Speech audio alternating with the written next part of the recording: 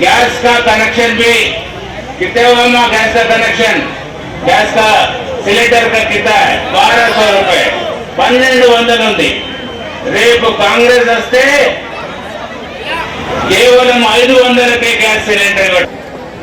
ये double bedroom का भी ऐलान किया. कई लोगों को यहाँ डबल बेडरूम देते बोले, आप सबको दिए क्या डबल बेडरूम? नहीं दिए, धोखा दिए.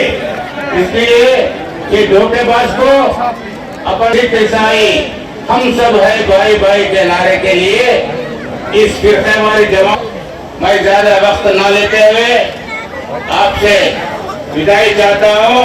इसलिए वैसे आप इत्तेफाक करते हुए हाथ के निशान को ऐसा बोलते नहीं अंत हाथ के निशान को नौकरी दिया आपको मिली तो कौन झूठ बोल रहा है कि आप झूठ बोल रहे हैं? कैसे यार झूठ बोल रहे हैं? लेकिन उसने थोड़े लोगों को काम दिया. बेटे को मिनिस्टर बनाया, बेटे को मिनिस्टर बनाया, फिर दामाद को भी मिनिस्टर बनाया. बनाया कि नहीं? बनाया कि नहीं? भांजे को एमपी बनाया कि नहीं? बनाया कि नहीं? तो उसके घर के 5 लोगों को मिनिस्टर, एमएलए, एमपी सब बनाया. फिर आप बोल रहे काम नहीं दिया यंगस्टर्स को. उन्हें दिया काम, किसको दिया? खुद को दिया.